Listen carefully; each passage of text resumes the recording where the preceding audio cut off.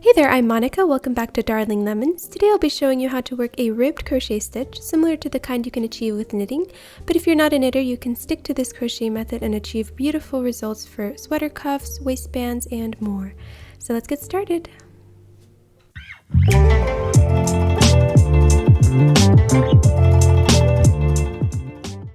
So I'm going to be using some chunky yarn and a chunky needle to demonstrate this. It's easier for you to see that way. You'll start by creating a slip knot, as you can see me doing here.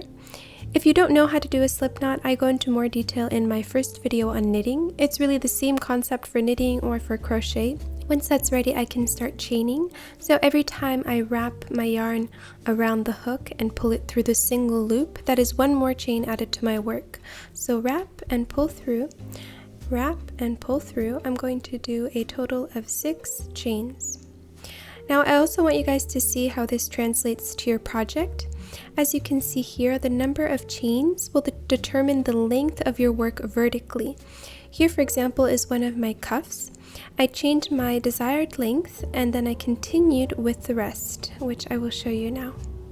So I want 6 chains. Right now I have 1, 2, 3, 4, 5. That means I'm missing 1. Okay, now I have 6. So it doesn't matter how many you chain, just as long as it's the length that you want. Know that the last chain will not count as a stitch. You'll be starting with the one after. So in this case, it's my 5th chain. I'm inserting the hook, wrapping the yarn around it, and pulling it through. So with those 2 loops, I'm going to now wrap the yarn around and pull it through both. This is what we call a single crochet. Now you can go ahead and single crochet all the way across.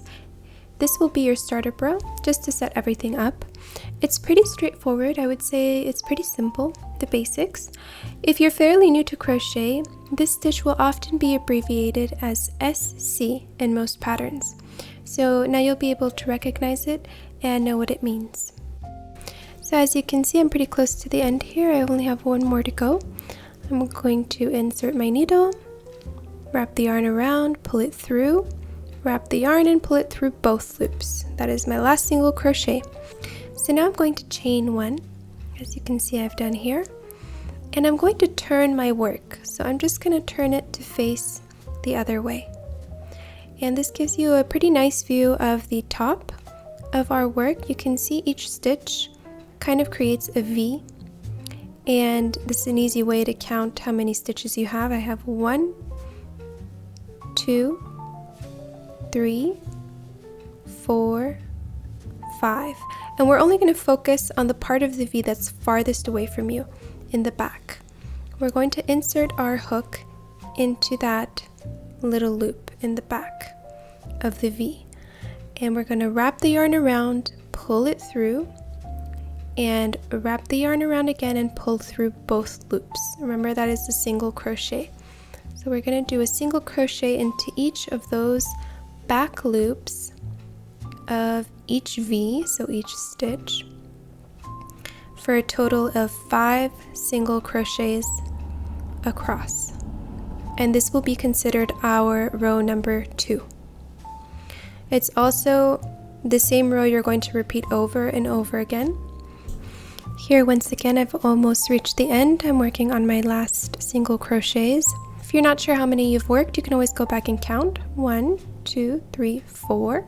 So yeah, I have 1 more left to do. Putting in my crochet hook, pulling it through, and finishing up that last single crochet. Okay, so you can already see it's starting to take form.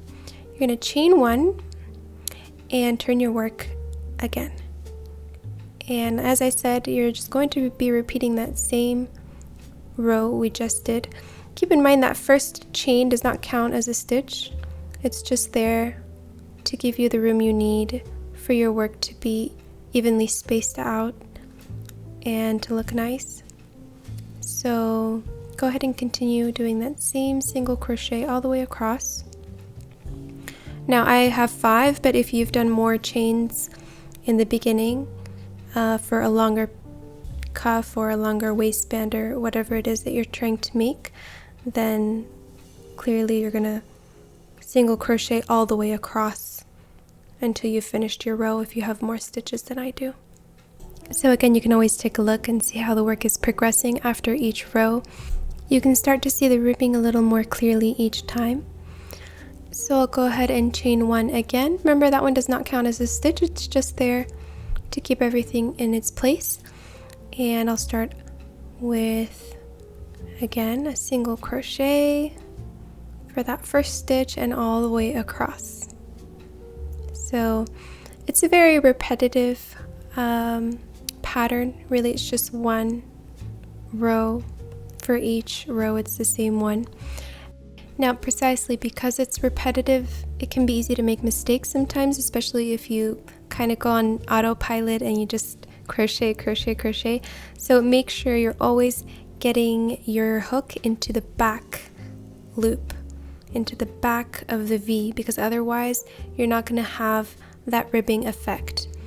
When you only go through the back loop, that allows the loop in front to kind of stand out, and that's what gives it the rib effect. So yeah, just pay attention to that as you're going.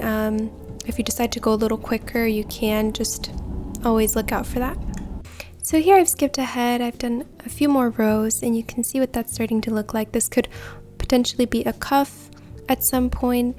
If you're going to make a sweater, that could be a possibility. So hopefully that was helpful for those of you who've dreamed of making sweaters. Now you have that first step. So thanks for watching, and I hope to see you again soon.